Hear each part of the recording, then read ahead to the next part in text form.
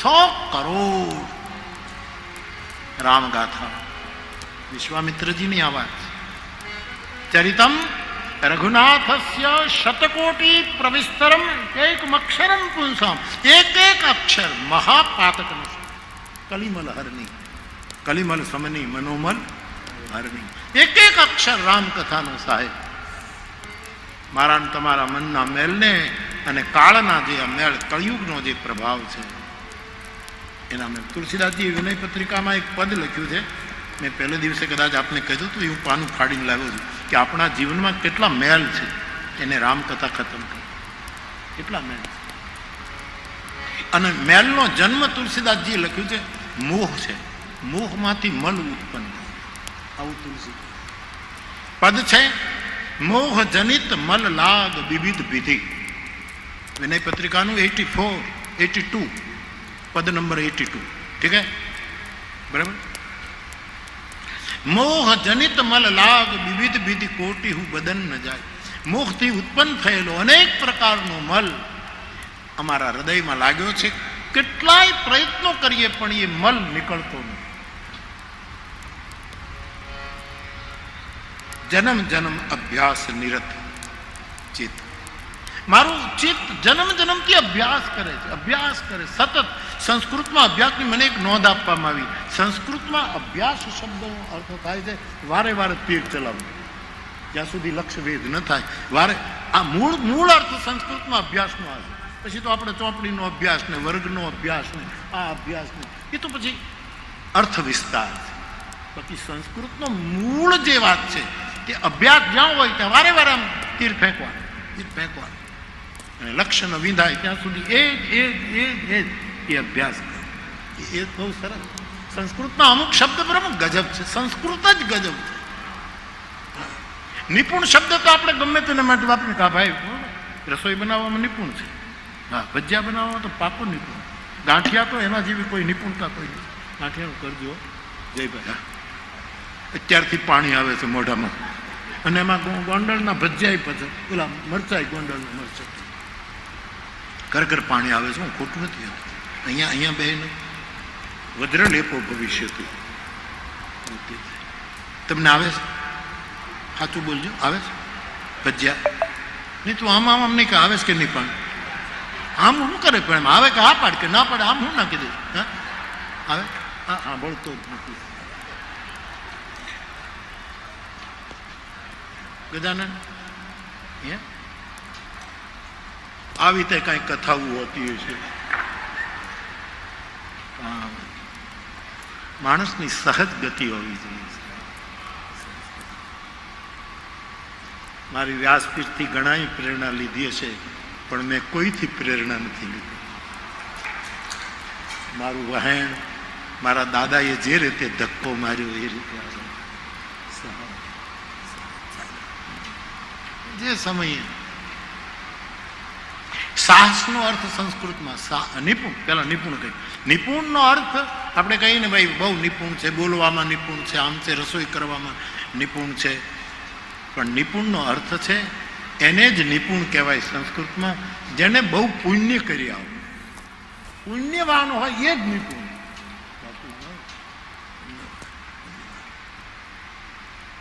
આ માણસ ઘણા એમ કે ને કે આપણે પાપ કર્યા હોય પછી પુણ્ય કરીએ એટલે પાપ વયા જાય.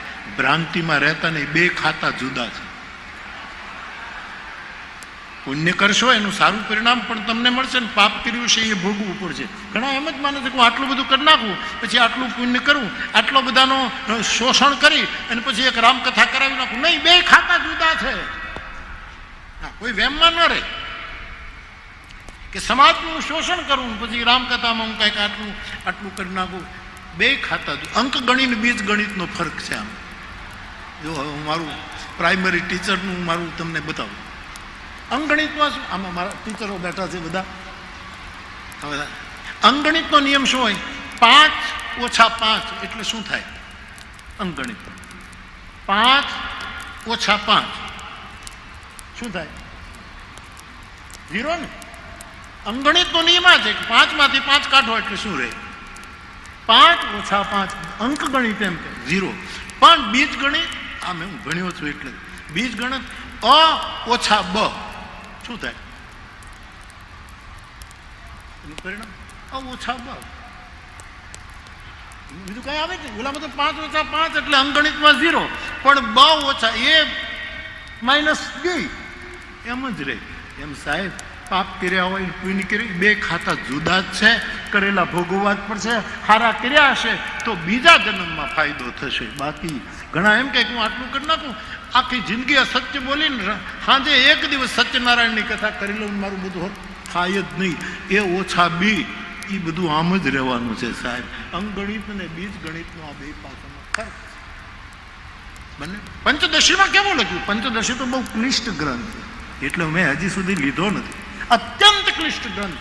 વેદાંત ઉપરનો કોઈ ગ્રંથ હોય, સ્વામી વિદ્યાચરણ સ્વામીનો જે ગ્રંથ છે ગજબનો.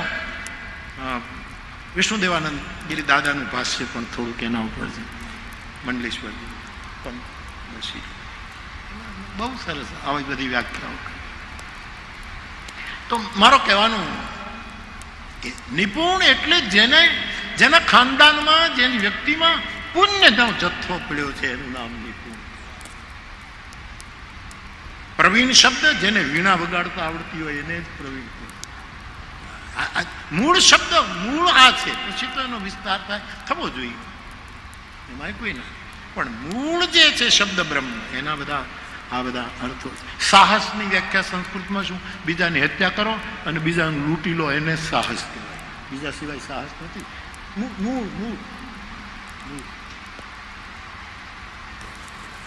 કોઈ પણ માણસ હત્યા કરી નાખે એને સાહસ કર્યું છે. અને કોઈ માણસ ચોરી કરી લે, કોકની ચોરી કરી લે, એને સાહસ કર્યું છે. શબ્દ બ્રહ્મ કેટલું આપણને ક્રીડા કરાવે. એટલે મેં તમારી પાસે કાલે બ્રહ્મ મૂક્યા કે એક શબ્દ બ્રહ્મ, બીજો અક્ષર બ્રહ્મ, ત્રીજો વાક્ય બ્રહ્મ, બ્રહ્મ વાક્ય, ચોથું બ્રહ્મ પદ, પદ બ્રહ્મ, અને પાંચમો પરમ બ્રહ્મ. આ પાંચમાં શબ્દના ઉપાસકો ક્રીડા કરીને મોજ કરતા હોય. હું કાલે કીધું તો એમ 24 કલાકનો એક જ કાર્યક્રમ રાખજો, આ કથા સાંભળીને પ્રસન્ન રહેવું, ગમે તે થઈ જાય. 24 કલાકનો એક જ કાર્યક્રમ, આનંદમાં રહેવું, અનુભવીને એટલું આનંદમાં રહેવું, સમરવા શ્રી હરિને કોઈને કાંઈ ન કહેવું. અને તખતદાન યાદ આવે. તખતદાન મોજમાં રહેવું, અને મોજમાં પણ અગમ યગોચર અલખ ધણી, અગમ અગોચર અલખ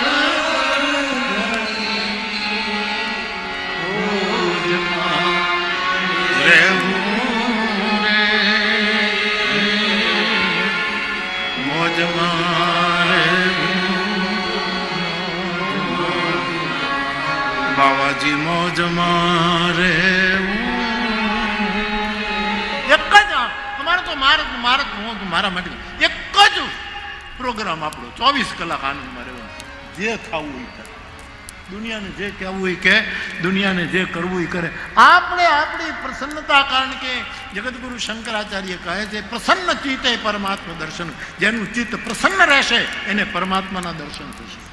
હવે આના કરતા સહેલો ઉપાય આનંદ. પણ ઘણા લોકો મોજમાં રહી શકતા જ. મારા સુરેશભાઈ દલાલ કહેતા ઘણા લોકો બેહે તો બેહણું, ઉઠે તો ઉઠમણું. સુરેશભાઈ તો પ્રાસમાં બોલે વધારે. એવા માણસો બેસે તો બેસણું હોય, બેસણામાં બેઠો હોય, બેઠો ઊભો થાય જાણે ઉઠમણામાં બેઠો. જીવી લો મારા બાપ, જીવી લો. એ વેજા જીવી લો મારા બાપ. આ જીવવાનું આ સમય નથી, અવસર આવ્યો છે. અવસર આવ્યો. લોહ લંગરી બાપુએ અવસર મને તમને આપ્યો છે. અમે જીવી એક જ સૂત્ર, આનંદમાં રહેવું. જે થવું એ થાય. બીજાની ટીકા ટિપ્પણીથી આપણો આનંદ ન ગુમાવાય. આપણે મોજમાં જ રહેવાય. સૌને છે ને, તમે જુઓ સાહેબ, માણસ જાણે ને, એક વખત જાણે તો ભૂલ ન કરે, પણ જાણ્યા વગર જે ભૂલ કરે ને એને માફી જ અપાય, એને માફી જ અપાય. આજ પણ આપણે ક્યાં ઓલા ટાપુ ઉપર ક્યાં કથા કરવા ગયા હતા? લક્ષદ્વીપ ને ત્યાં ગયા હતા. એનાથી પછી જે બીજા ટાપુ છે મેં જાણ્યું ત્યાંથી, ત્યાં એવા આદિવાસી કોઈ માણસને ત્યાં પ્રવેશ જ કરવા દેતા નહીં. એકાદ કોઈ બ્રિટિશ કોઈ વિદેશી પત્રકાર ગયો તો મારી નાખ્યો નથી. ભારત સરકાર મંજૂરી આપતી નહીં, જાય તો એ લોકો મારી નાખે. એ લોકોને એક પત્રકાર ગયો સાહસ કરીને, સાહસનો અર્થ સંસ્કૃતમાં જુદો છે પણ ગયો,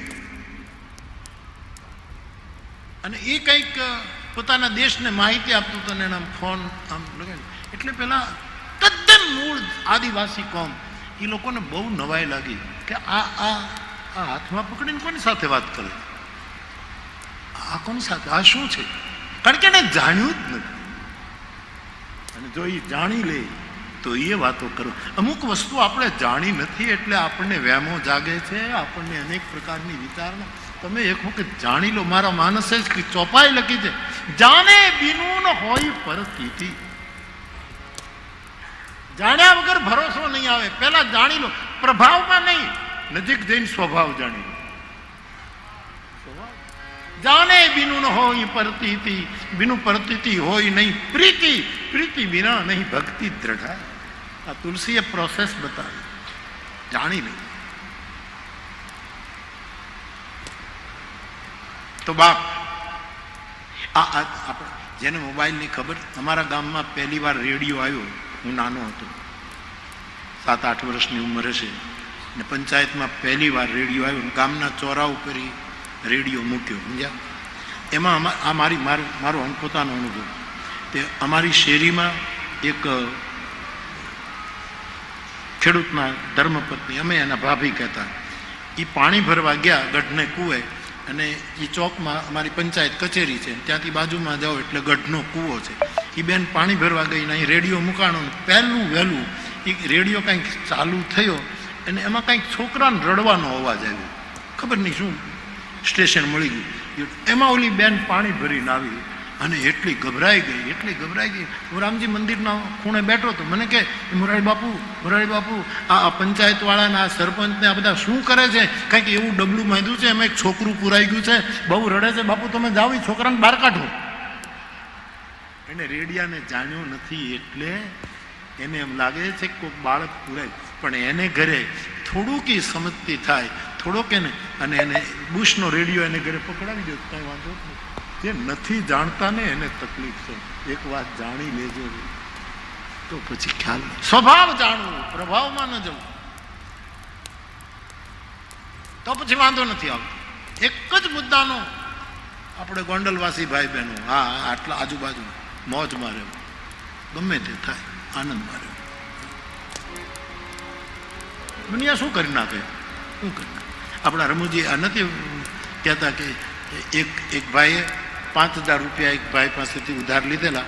એનો ફ્લેટ અહીંયા, આનો ફ્લેટ અહીંયા, બારી ખુલે એટલે આમ 2 જણા દેખાય, અને જેણે ઉધાર લીધા હતા એ બારી આમ ખોલે એટલે ઓલો જે માંગણ જેની પાસે એ તરત જ બારી મત કહ્યું, કાલે 5,000 આપી દેજો. હા હું તને કહું છું. એટલો આમ હાથ કરે ને, થોડોક વધારે હાથ કરે તો અડી જાય. એટલા બાજુમાં જમીનના પ્લોટના અભાવે એટલા નજીક પ્લોટ હતો. બધું મારે ધ્યાન રાખવું પડે ને, નહીં તો એટલું બધું તું પૈસા કાઢી નાખજો, નહીં તો કાલ પછી જોવા જેવી થશે. બિચારો એટલો દુઃખી, બારી ખોલી નથી ને ઓલો તરત જ આવે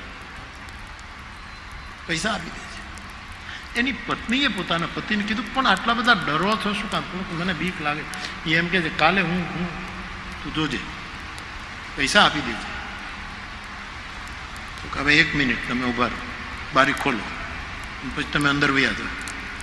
બારી ખોલી, એનો અવાજ થયો એટલે ઓલો પાછો બારી ખોલીને આવ્યો, પૈસા આપી દેજો. એટલે ઓલી બેને શું કીધું, તમારાથી થાય એ કરી લેજો, નથી આપવા.